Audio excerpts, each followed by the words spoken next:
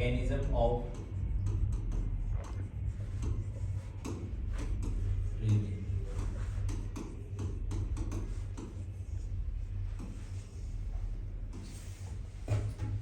आज पढ़ोगे। अब इसमें हमने पढ़ना है किस किस के बारे में। एक तो हमें पढ़ना है इंस्पिरेशन के बारे में और दूसरा हमने पढ़ना है एक्सपीरेशन के बारे में। एक्सपीरेशन के बारे में। अब इंस्पिरेशन का मतलब क्या होता है? इनहेलेशन ऑफ ऑक्सीजन बोल सकते हैं ना, सिंपली समझने के लिए। और इसको हम बोल सकते हैं एक्सहेलेशन ऑफ CO2। जब एक्सचेंज या फिर हम पढ़ रहे हैं मैकेनिज्म पढ़ रहे हैं ब्रीदिंग का, तो इंस्पिरेशन में मात्र लगते हैं 2 सेकेंड्स और एक्सपीरेशन में लगते हैं 3 सेकेंड्स। इसके अंदर क्या होगा? जो एटमॉस्फेरिक एयर होगी वो क्या करेगी? इनसाइड, अंदर की तरफ आएगी। इसके अंदर क्या होगा?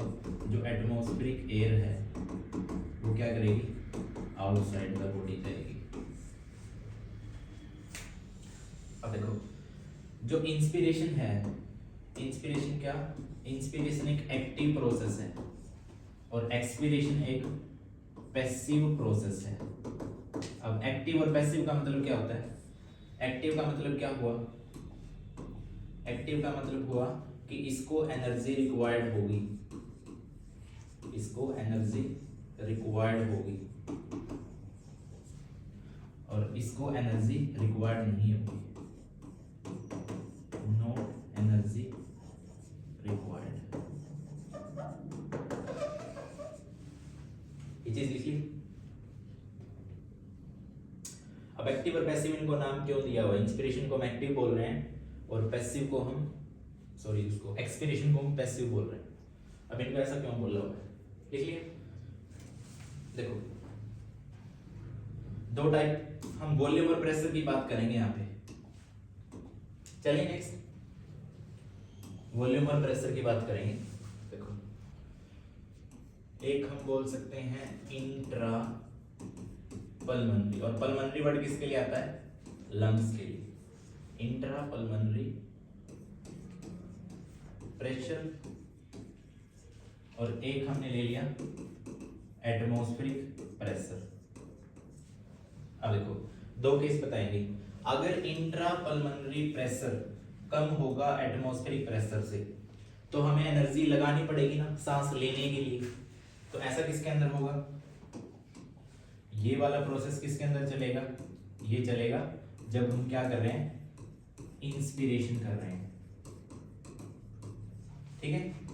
उसके बाद अगर मैं बोलूं कि जो इंट्रा पल्मोनरी प्रेशर होगा, इंट्रा पल्मोनरी प्रेशर होगा, वो क्या होगा? ज्यादा होगा किससे? एटमॉस्फेरिक प्रेशर से। तो ऐसा केस हम किस में पढ़ेंगे? ऐसा केस हम पढ़ रहे हैं किसके अंदर? एक्सपीरेशन के अंदर। एक्सपीरेशन के अंदर। ठीक है।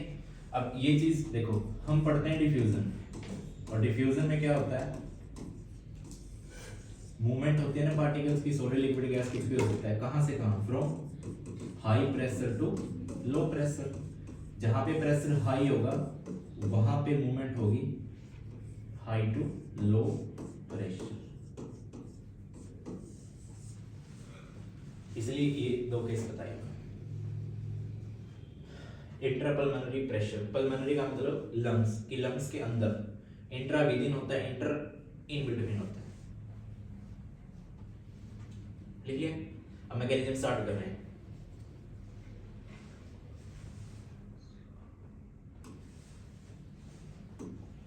कुछ रहता हो तो बता देना।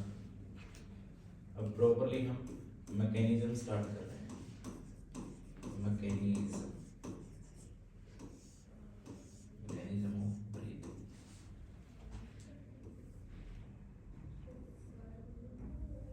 मान लिया हमने कुछ इस टाइप से, जो समझने के लिए बना रहा हूं। ठीक है। इस रीजन में जो प्रेजेंट दिखा दिया हमने स्टर्नम को, और इस रीजन में हमने दिखा दिया वर्टिकल कॉलम को। यहाँ इसकी तरफ प्रेजेंट है अपना स्टर्नम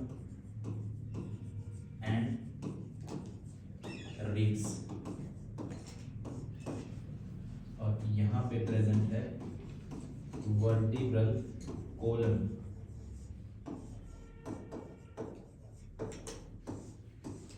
ठीक है, इस रीजन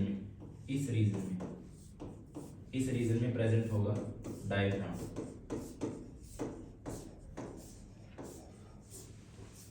ठीक है, अब सुन लो ध्यान से, देखो ये वाला रीजन है ना, यहाँ पे लंग्स प्रेजेंट है सपोज कर लिया, इसे अपर वाला रीजन एंटीरियर, लोअर वाला रीजन पोस्टीरियर, ये चीज याद रखना। अपर वाला रीजन ये होगा एंटीरियर, और नीचे वाला रीजन होगा उसको बोलते हैं पोस्टीरियर। ठीक है, ऐसे ही बैक वाला रीजन जो होगा वो कौन सा होगा, डोर्सल, और जो फ्रंट वाला रीजन होगा वो क्या होगा, वेंट्रल, क्योंकि मैं दो एक्सिस बनाऊंगा यहां से। ठीक है, ये वाला रीजन इसको तो बोला मैंने वेंट्रल रीजन, ये फिर वेंट्रल साइड, और इसको बोल दिया मैंने डोर्सल साइड।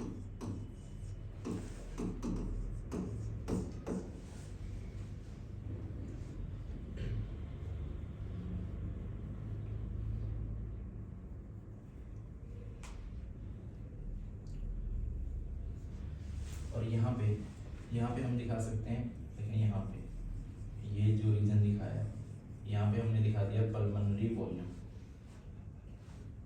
यहाँ पे दिखा सकते हैं पल्मोनरी वॉल्यूम PV।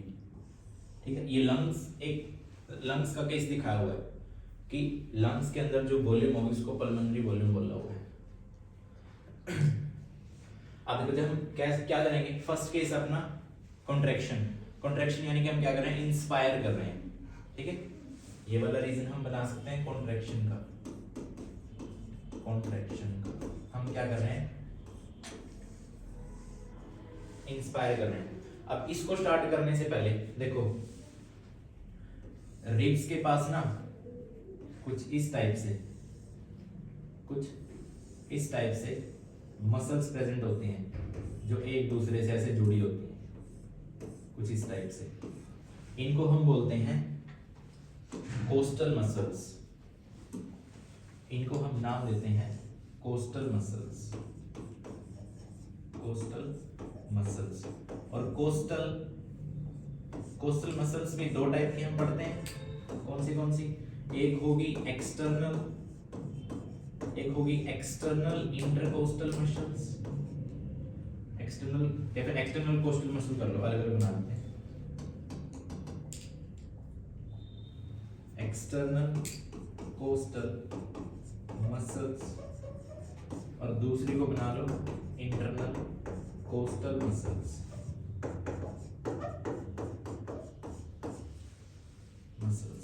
ठीक है, तो इस मैकेनिज्म में काम करेंगे अपनी, दोनों ही करेंगे काम, एक्सटर्नल इंटरकोस्टल मसल्स, यानी कि हम इस रीजन में ऐसे बना सकते हैं, सपोज कर लिया शो करने के लिए, यहाँ पे अपना डायफ्राम भी काम करेगा, और यहाँ पे अपना सपोज कर लिया, यहाँ पे बना देता हूँ, यहाँ पे अपनी प्रेजेंट है एक्सटर्नल इंटरकोस्टल मसल्स, EICM लिखते हैं।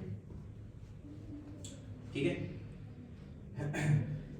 कॉन्ट्रैक्शन का केस किसको बोल रहे हैं, जब हम क्या कर रहे हैं, इंस्पायर कर रहे हैं, यानी कि इंस्पिरेशन का केस मैं बोल रहा हूं, हम इंस्पायर कर रहे हैं। बात समझे? अब सुन लो इसको, पहले ध्यान से सुन लो, हम क्या करेंगे, इंस्पायर करेंगे, हम इंस्पायर कर रहे हैं। अभी देखो जो डायफ्राम बनाया ना कुछ इस टाइप से है। ठीक है, जैसे हम इंस्पायर कर रहे हैं ना, तो हमारे अंदर वॉल्यूम बढ़ेगी, सांस लोगे तो वॉल्यूम बढ़ेगी, तो डायफ्राम ऐसे फ्लैट हो जाएगा, ये डायफ्राम ऐसे फ्लैट हो जाएगा। जैसे डायफ्राम फ्लैट होगा ना, तो जो मैंने इधर वाला रीजन बताया हुआ है स्टर्नम एंड रिब्स वाला, ये भी क्या होगा, बाहर की तरफ आएगा, सांस लेंगे तो ये बाहर की तरफ नहीं आएगा, ये बाहर की तरफ आएगा। साथ में जो एंटीरियर और पोस्टीरियर रीजन है ये भी क्या करेंगे, अपने आप को रेज करेंगे ना।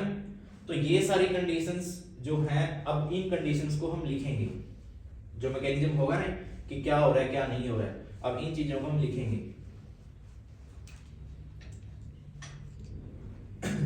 बना लिया, तो चलो फिर नेक्स्ट। अब देखो, एक तो थी एंटीरियो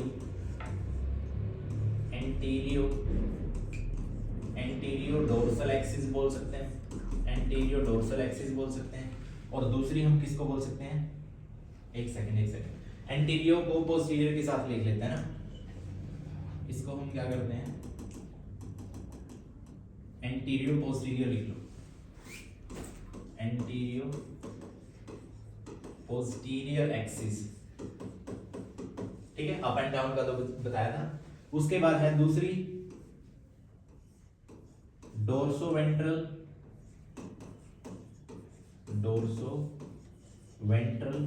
एक्सिस।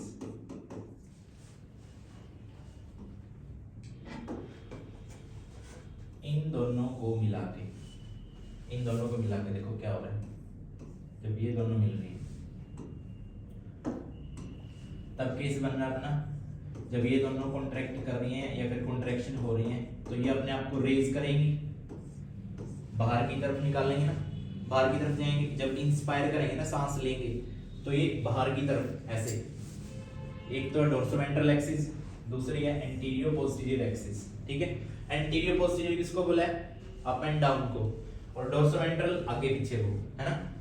तो कॉन्ट्रैक्शन होगी। अब कॉन्ट्रैक्शन में क्या होगा, अंदर की तरफ जब एयर जाएगी तो वॉल्यूम बढ़ेगा ना, तो हम क्या बोल सकते हैं यहाँ पे हम बोल सकते हैं कि इंट्रा पल्मोनरी वॉल्यूम यहाँ पे क्या होगा, बढ़ेगा। जो इंट्रा पल्मोनरी वॉल्यूम है वो बढ़ेगा। फिर उसके बाद क्या होगा, अगर वॉल्यूम बढ़ रहा है तो प्रेशर घटेगा। तो मैं बोल सकता हूं कि अगर इंट्रा पल्मोनरी वॉल्यूम बढ़ रहा है तो इंट्रा पल्मोनरी प्रेशर क्या करेगा, घटेगा, ठीक है। इसको तुम केमिस्ट्री के अंदर पढ़ते हैं, केमिस्ट्री के अंदर नोट लिख लो यहाँ पे, मैं याद रखने का तरीका बता रहा हूँ। केमिस्ट्री के अंदर पढ़ते हैं, लॉ आता है, दैट इज बॉयल्स लॉ। वो क्या कहता है, देखो मैं इस कंडीशन को इसमें अप्लाई नहीं कर रहा, बस मैं याद रखने का तरीका बता रहा हूँ। वो कह रहा है कि एट कांस्टेंट टेम्परेचर जो प्रेशर है वो इनवर्सली प्रोपोर्शनल होता है वॉल्यूम के। यानी कि ऑब्वियस सी बात है, जहां पे प्रेशर ज्यादा होगा वहां पे वॉल्यूम कम होगी, और जहां पे वॉल्यूम ज्यादा होगी वहां पे प्रेशर कम होगा, ठीक है। अब देखो यहाँ पे वॉल्यूम बढ़ रही है तो प्रेशर क्या हो रहा है, घट रहा है, ठीक है। अब प्रेशर, अगर अंदर की तरफ प्रेशर कम है, ठीक है, जहां पे प्रेशर कम है तो एयर वहीं जाएगी ना। अब इसका मतलब क्या है कि जो एयर है वो क्या करेगी, पास करेगी या फिर फ्लो करेगी, कहां से कहां, फ्रॉम एटमॉस्फेयर टू कहां पे, पल्मोनरी रीजन के अंदर, यानी कि लंग्स के अंदर। जब अंदर एयर जाए इसका मतलब इंस्पायर ही तो कर रहे हैं पल्मोनरी रीजन के अंदर। ये चलता है मैकेनिज्म ड्यूरिंग कॉन्ट्रैक्शन का, कि जब कॉन्ट्रैक्शन हो रही है।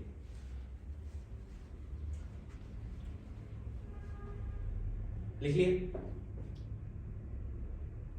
बोलो। शुभम समझ आ रहा है, इतना लिख लिया ना। एक बार देखो दोबारा से मैं लास्ट पेज निकाल रहा हूं, ये वाला कॉन्ट्रैक्शन का था। अगर मैं यहीं पे केस डिस्कस करूं रिलैक्सेशन का, तो रिलैक्सेशन में क्या होगा, जो कंडीशंस हमने इस पे लगाई थी उन सबको क्या कर दो, अल्टर कर दो, चेंज कर दो। देखो क्या, जो स्टर्नम एंड रिब्स हैं वो बाहर की तरफ गई थी, जैसे हम एक्सपेल आउट करेंगे एयर को तो अंदर की तरफ जाएंगी ना, यानी कि ये आ जाएंगी कब, अपनी ओरिजिनल पोजीशन पे। ये अपनी आ जाएंगी ओरिजिनल पोजीशन पे कब, जब हम कॉन्ट्रैक्शन की बजाय क्या पढ़ रहे हैं, हम रिलैक्सेशन पढ़ रहे हैं। रिलैक्सेशन का मतलब क्या हुआ? रिलैक्सेशन का मतलब क्या हुआ कि जब हम क्या पढ़ रहे हैं, एक्सपीरेशन पढ़ रहे हैं। ठीक है, इसमें पजल मत होना, मैं एक ही डायग्राम में इसलिए करवा रहा हूं ताकि समझ आ जाए। ठीक है, ये वाली अपनी ओरिजिनल पोजीशन पे आ जाएगी। ठीक है, सेम देखो, जब ये वाली एक्सिस, ये और ये दोनों मिलके, देखो डोर्सल और वेंट्रल, डोर्सल और वेंट्रल जैसे ये बाहर की तरफ गई थी तो ओरिजिनल पोजीशन पे आई। सेम एंटीरियो पोस्टीरियर, नीचे डायफ्राम है और ऊपर ये वाली है, ये भी अपनी नॉर्मल पोजीशन पे आ जाएगी। जैसे नॉर्मल पोजीशन पे आएगी यानी कि क्या, हम एयर को बाहर की तरफ धकेल रहे हैं, जब बाहर की तरफ एयर जाएगी, अब यहाँ पे वॉल्यूम तो ज्यादा थी, वॉल्यूम ज्यादा थी, अगर वॉल्यूम बाहर की तरफ एयर जा रही है तो यहाँ पे वॉल्यूम क्या होगी, डिक्रीज होगी ना। अगर वॉल्यूम डिक्रीज होगी तो अंदर की तरफ प्रेशर क्या होगा, बढ़ेगा। अब देखो प्रेशर अंदर जाता है तो obvious सी बात है एयर अंदर से बाहर आएगी ना, तो ये चीज है, मतलब इसमें कंफ्यूज मत होना। ठीक है, इसलिए बोलते हैं डिफ्यूजन प्रोसेस को यहाँ पे अप्लाई करते हैं, जहां पे प्रेशर ज्यादा होगा वहां से एयर वहां जाएगी जहां पे प्रेशर लो। आई बात समझ? अब इसी के अंदर देखो, इसी के अंदर अगर मैं, ये तो कॉन्ट्रैक्शन का केस है, अगर मैं रिलैक्सेशन यानी कि एक्सपिरेशन, इसको तो लिख लो तुम इंस्पिरेशन, इसको लिखो इंस्पिरेशन, अगर मैं इसी के पैरेलल में बताऊं एक्सपिरेशन का केस, यानी कि मैं बता सकता हूं रिलैक्सेशन को, तो यहां पे क्या होगा, यहां पे होगा, देखो यहां पे लिखा मैंने इंट्रा पल्मोनरी वॉल्यूम इंक्रीज होगी, वहां पे इसको डिक्रीज कर दो, इंट्रा पल्मोनरी वॉल्यूम क्या हो जाएगी, डिक्रीज हो जाएगी। अगर वॉल्यूम डिक्रीज हो रही है तो प्रेशर क्या हो रहा है, यहाँ पे प्रेशर देखो, यहाँ पे वॉल्यूम इंक्रीज हो रही है तो प्रेशर डिक्रीज हो रहा है, वहां पे वॉल्यूम डिक्रीज हो रही है तो प्रेशर क्या करेगा, बढ़ेगा। तो इसके बाद क्या होगा, इसके बाद जो इंट्रापल्मोनरी जो प्रेशर होगा वो क्या करेगा, बढ़ेगा। अगर वो प्रेशर बढ़ रहा है तो एयर पास करेगी कहां से कहां, अंदर से बाहर की तरफ, उसको क्या बोलते हैं, एक्सपिरेशन बोलते हैं। समझ में आया आई थिंक मैकेनिज्म? तो मैकेनिज्म तो ये था।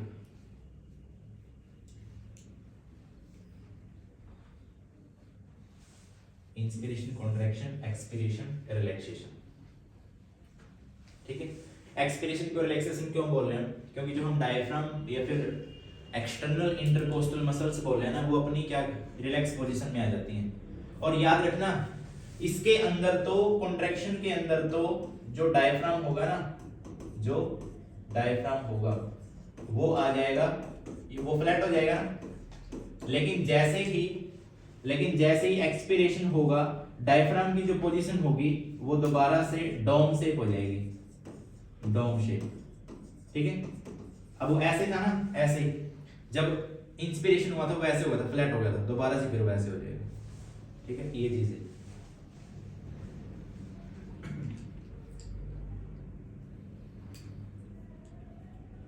कर लिया नोट आई थिंक। चलिए आगे, अब नेक्स्ट वाला टॉपिक आ रहा है, वो इससे भी ज्यादा इंपॉर्टेंट है, रेस्पिरेटरी वॉल्यूम्स, उस पे क्वेश्चन आता है। चलिए मैकेनिज्म खत्म सर? हाँ मैकेनिज्म खत्म। मैकेनिज्म में हम यही पढ़ते हैं, समझ में आया मैकेनिज्म? अब अपना टॉपिक स्टार्ट हो रहा है, respiratory volumes. Respiratory volumes important topic है, इसको थोड़ा सा ध्यान में रखना।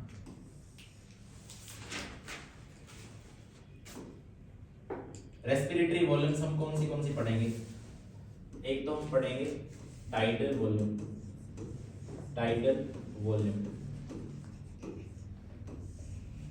दूसरी हम पढ़ने वाले हैं कौन सी, एक्सपिरेटरी रिजर्व वॉल्यूम, थर्ड वाली कौन सी पढ़ने वाले हैं, इंस्पिरेटरी रिजर्व वॉल्यूम। फोर्थ वाली कौन सी पढ़ने वाले हैं, रिजर्व वॉल्यूम। फिफ्थ वाली कौन सी पढ़ने वाले हैं, इंस्पिरेशन कैपेसिटीज। सिक्स्थ वाली कौन सी पढ़ने वाले हैं? Expiration capacity. सेवंथ वाली कौन सी पढ़ने वाले हैं?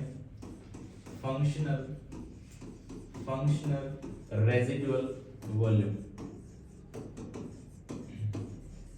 Functional residual volume. एट्थ वाली कौन सी पढ़ने वाले हैं? एट्थ में हम पढ़ेंगे वाइटल कैपेसिटी। और नाइन्थ वाली कौन सी पढ़ने वाले हैं? Total lung capacity.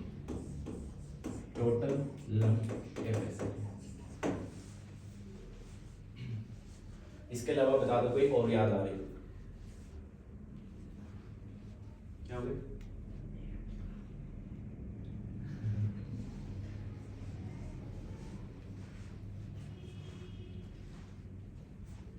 लिखिए।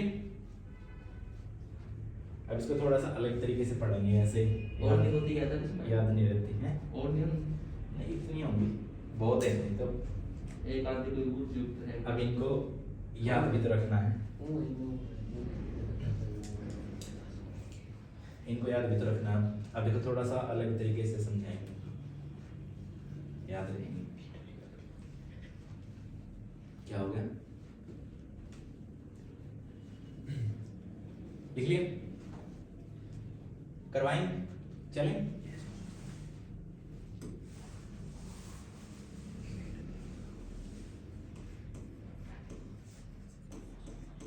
रेस्पिरेटरी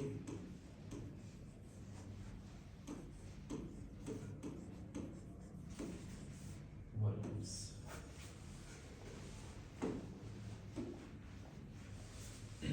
देखो मैं से बना रहा हूं सीधा। Expiration inspiration, expiration inspiration, expiration inspiration. जितनी एयर हम इंस्पायर कर रहे हैं और जितनी एयर हम एक्सपायर कर रहे हैं, ठीक है, टोटल एयर जिसको हम इंस्पायर कर रहे हैं फिर टोटल एयर जिसको हम एक्सपायर कर रहे हैं, उसको मिला के क्या बनता है? अपनी टाइडल वॉल्यूम। ठीक है। अब फिर उसके बाद है नॉर्मल ब्रीथिंग के बाद हम क्या करते हैं? कितनी एयर एक्सपायर कर रहे हैं, कितनी एयर हम एक्सपायर कर रहे हैं, तो वो मैंने यहां से लिखा दे। तो इसको हम बोल रहे हैं यहां से यहां तक, इसको हम बोल रहे हैं, इसको हम बोलेंगे एक्सपीरेटरी रिजर्व वॉल्यूम। ठीक है। उसके बाद फिर क्या है? अब नॉर्मल ब्रीथिंग के बाद नॉर्मल ब्रीथिंग दिखा देता हूं मैं ऐसे। फिर कितनी एयर को हम क्या कर रहे हैं? इंस्पायर कर रहे हैं। नॉर्मल ब्रीथिंग के बाद कितनी एयर को हम क्या कर रहे हैं? इंस्पायर कर रहे हैं। उसको हमने क्या बोला? उसको हमने बोल दिया इंस्पिरेशनल रेजिडुअल वॉल्यूम। बात क्लियर है? नेक्स्ट देख लो। अब सुनो ध्यान से, देखो inspiratory reserve volume plus tidal volume, यानी कि यहां से यहां तक ले लो इसको। Inspiratory reserve volume plus tidal volume, ये मिलके क्या बना रही है? Inspirational capacity. ठीक है। फिर देखो tidal volume plus expiratory reserve volume, यानी कि ये लगा लो यहां से यहां तक, यहां से यहां तक, ये मिलके क्या बना रही है? ये मिलके बना रही है एक्सपिरेटरी कैपेसिटी। ठीक है। देखो जो टाइडल वॉल्यूम होगी वो कितनी होती है? 500 ml। एक्सपिरेटरी रिजर्व वॉल्यूम है, इसकी वैल्यू कितनी होगी? 1000 to 1100 ml। उसके बाद इंस्पिरेटरी रिजर्व वॉल्यूम, इसकी जो वॉल्यूम होगी वो कितनी होगी? Approximate 2500 to 3000 ml।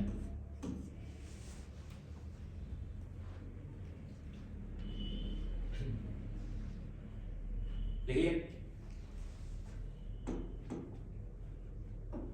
एक बार मैं इसको यहाँ की बजाय आएगी यही, मैं बस थोड़ा सा यहाँ पे कुछ और एक्सप्लेन करूँगा। तो इसको हम बोल देते हैं, ये कौन सी बनी थी, expiratory reserve, sorry expiratory residual volume, यही थी ना, कैपेसिटी बनाई थी ना ये तो, यस सर। कैपेसिटी बनाई थी।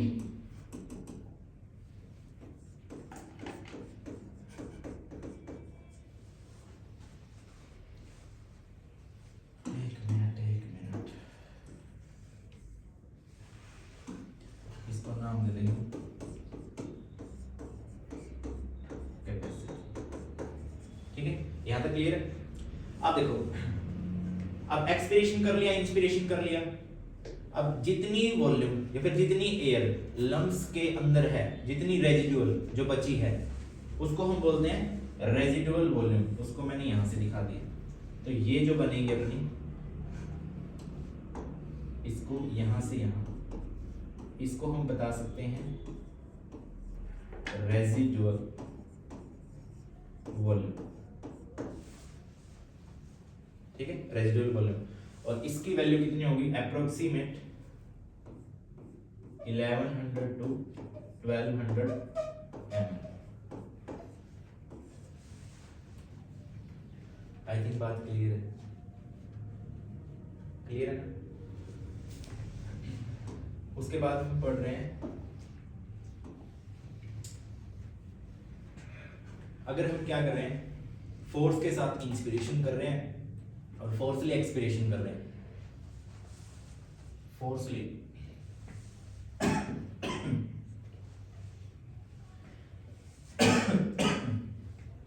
फोर्सली इंस्पिरेशन कर रहे हैं, और फिर ये देखो, ये नॉर्मल ब्रीथिंग को दिखा रहा हूं, ठीक है। लेकिन जो ये दिखाया मैंने, ये क्या है, फोर्सली इंस्पिरेशन कर रहे हैं, ठीक है।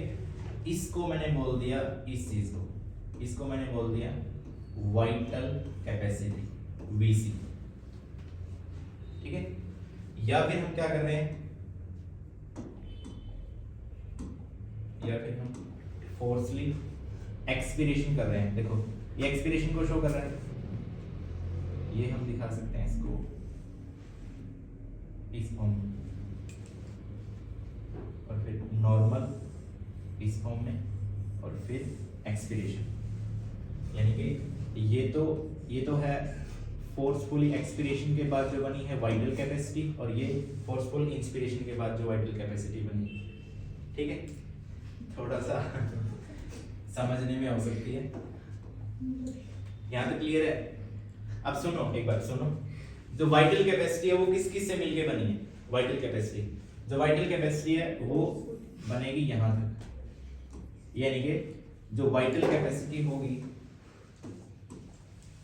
वाइटल कैपेसिटी वो किस किस से मिलके बनी है, IRV plus ERV plus TB। ERV यहां तक है ना, यहां तक। VC किसके बराबर होगी, vital capacity, IRV plus ERV plus TB, ठीक है। उसको वाइटल कैपेसिटी बोलते हैं। और वाइटल कैपेसिटी अप्रोक्सीमेट, इसकी वॉल्यूम कितनी होती है, अप्रोक्सीमेट 4500 ml।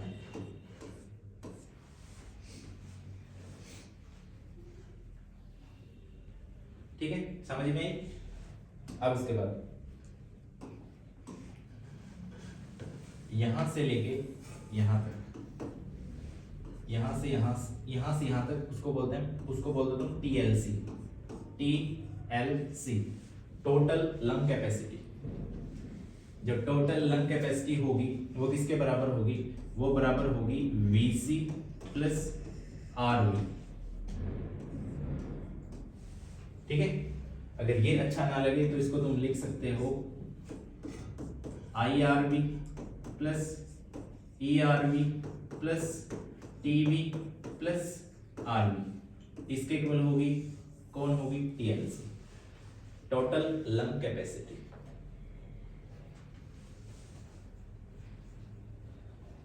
समझ में आया। अब सुन लो ध्यान से, एक बार और यहां देख लो, देखो देखो, जो एक्सपिरेटरी रिजर्व वॉल्यूम है और रेजिडुअल वॉल्यूम है, ठीक है, इन दोनों से मिलके अपनी क्या बन रही है, फंक्शनल रेजिडुअल वॉल्यूम।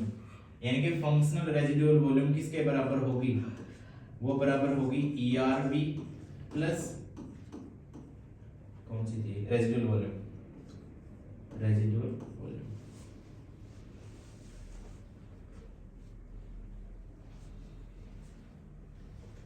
कोई कुछ क्लियर?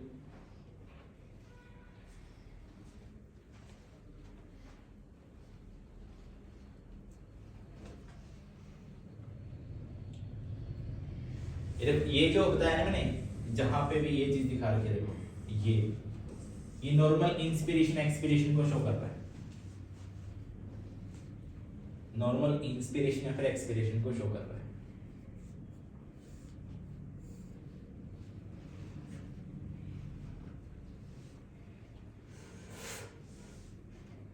सही है, बताओ समझ आया कि नहीं आया?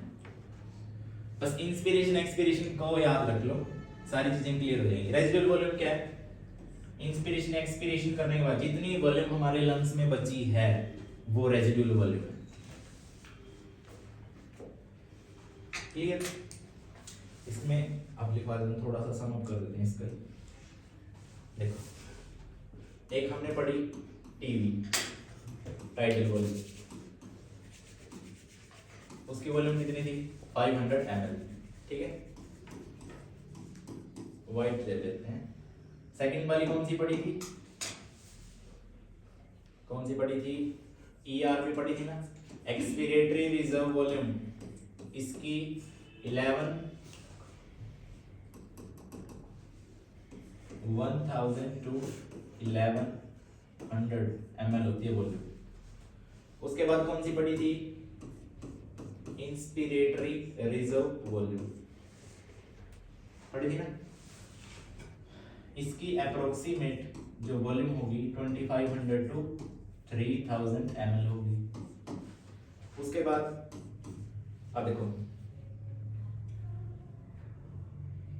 जो IC इंस्पिरेट या फिर इंस्पिरेटरी कैपेसिटी बोल सकते हैं, वो किसके बराबर आई थी अपनी, वो बराबर आई थी inspiratory reserve volume plus tidal volume.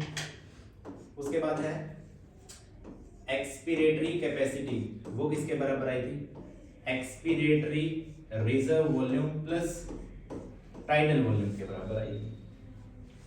उसके बाद हमने पढ़ी थी रेजिडुअल वॉल्यूम पढ़ी थी ना,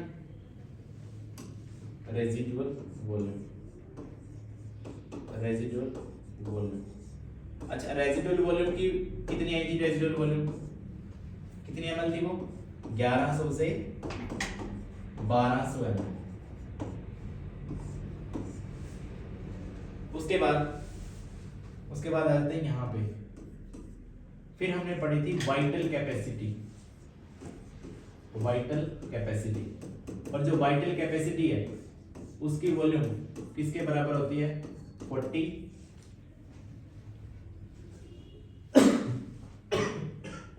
करवाई थी ना, लिखवाई थी ना वहां पे। इसमें कौन कौन आएगा, inspiratory reserve volume plus expiratory reserve volume plus tidal volume, ठीक है। उसके बाद क्या है, अपनी आ जाती है TLC, टोटल लंग कैपेसिटी हम इसको बोलते हैं। अब टोटल लंग कैपेसिटी को हम बोल सकते हैं कि वो किसके बराबर होगी, vital capacity plus residual volume.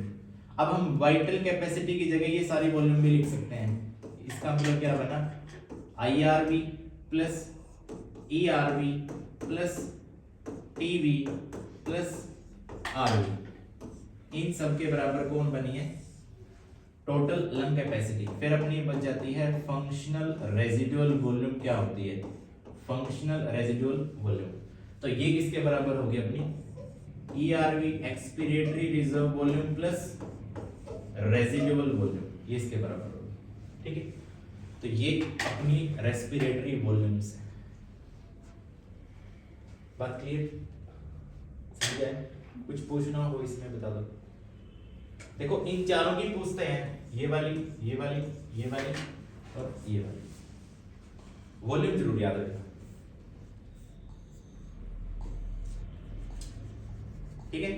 देखो यहां से मेरे को नहीं पता याद रहेगी नहीं रहेगी, लेकिन अगर इस ग्राफ से समझेंगे ना तो इस ग्राफ से याद रह सकते हैं। इसको एक दो बार बना के देखोगे, ठीक है, क्योंकि स्टेप टू स्टेप चल रहे हैं। पहले यहाँ पे आए, फिर हमने क्या किया, ये ERB निकाल ली, फिर हमने IRB निकाल ली, फिर हमने IC निकाल ली, फिर हमने EC निकाल ली, फिर रेजिडुअल वॉल्यूम निकाल ली, ठीक है। कुछ इस टाइप से अगर याद करोगे तो इजीली याद हो जाएगी, ठीक है।